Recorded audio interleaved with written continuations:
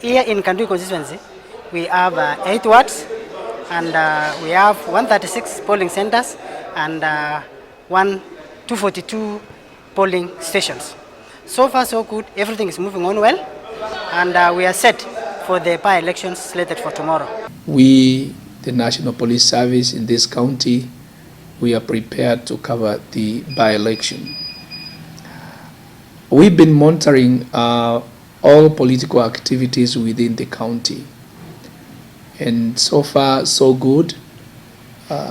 Politicians have been doing their part, and we want to say so far we didn't experience any instances, and if there were any, we would have brought those ones who are involved